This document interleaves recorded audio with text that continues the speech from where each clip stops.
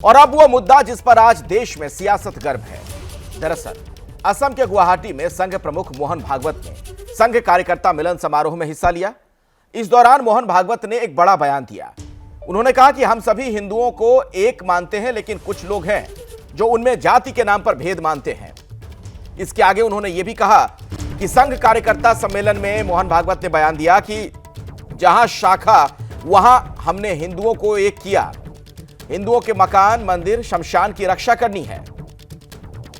संघ प्रमुख मोहन भागवत के बयान का सियासी विरोध भी हो रहा है। विपक्ष ने पलटवार किया।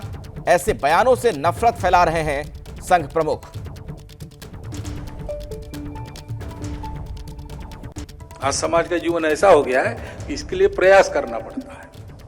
वो मित्र बनने चाहिए, सब जाति वर्ग के, सब पंथ प्रांत के, सब भाषा भाषी, इसमें हमारे मित्र और हमारे कुटुंब के मित्र होने चाहिए। और जहां शाखा के नाते अपना बल है, वहां समाज को समझाइश करते हुए, समाज की समझाते हुए ठीक से मंदिर, पानी, स्मशान सब हिंदुओं का एक हो, ये देखना है। मोहन भागवत के बयान पर सियासत भी शुरू हो गई। आम आदमी पार्टी के सांसद हैं संजय सिंह। उन्होंने संघ प्रमुख के बयान पर कहा कि आदिवासियों, दलितों और किसानों की जमीनों पर कब्जा किया जा रहा है। वो भी तो हिंदू हैं। उनके लिए सरकार और आरएसएस ने क्या किया? आरजेडी का आरोप यह कि आरएसएस और बीजेपी का काम देश में तनाव पैदा करना है। जहां तक जमीनों की सुरक्षा का सवाल है, देश के आदिवासी क्षेत्रों में आप चले जाइए, जो ग्रामीण इलाकों में रहने वाले दलित समाज के लोग हैं, उनकी जमीनों को आप देख लीजिए, किसानों की जमीनों को आप देख लीजिए। वो कौन है? वो भी तो हिंदू हैं।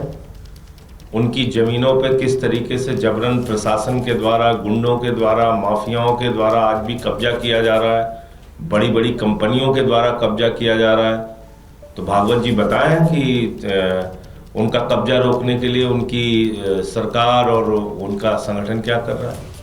कि आरएसएस प्रमुख जो बोल रहे हैं ये सही नहीं है।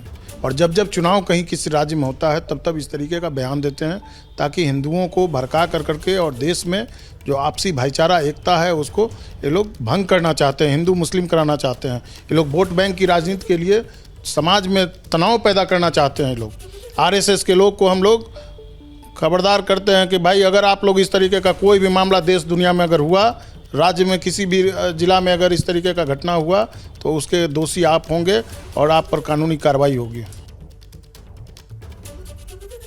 इसी मसले पर बातचीत करने के लिए मेरे साथ दो खास मेहमान जुड़ गए। उनसे मैं आपका परिचय करवा दूं।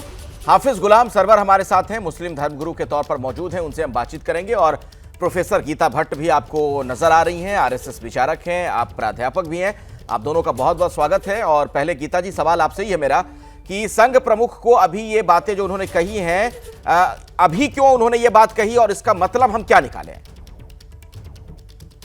देखिए, मैं सबसे पहले तो मैं एक ये बता दूं कि मैं दिल्ली विश्वविद्यालय में पढ़ाती हूं और एक राजनीतिक विश्लेषक और एक एकेडमिशियन के तौर पे यहाँ आज आपके कार्यक्रम में जुड़ी हूं।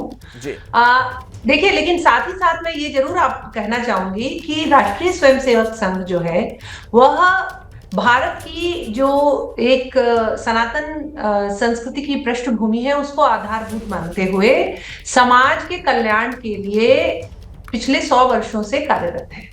और उसमें एक बात जो माननीय मोहन भागवत जी ने बड़े स्पष्ट रूप से कही वह यही है कि एक कुआं, एक मंदिर, एक शमशान। यह जो है एक हमें अपनी सामाजिक समरसता को बनाने के लिए, एकता का भाव रखने के लिए, और ये कोई पहली बार नहीं है, कई बार सामाजिक मंचों से ये बात कही गई है। लेकिन जो दुर्भाग्यपूर्ण बात है वो ये है कि जिस प्रकार से जो राजनीतिक दल के नेता, अभी आपने जिस तरह से क्लिप चलाई, आरजेडी के नेता जिस प्रकार से चेतावनी दे रहे हैं, ऐसा लग रहा है कि वो जो है राजनीतिक रूप से कहीं समाज में किसी प्रकार का जो है द्वेष फैलाकर और जो है दोष कहीं और मढ़ने की उनकी ऐसी योजना दिखाई दे रही है। ये बड़ा दुर्भाग्यपूर्ण है कि ये तो एक सकारात्मक विचार है जो रखा गया है, इसका तो स्वागत किया जाना।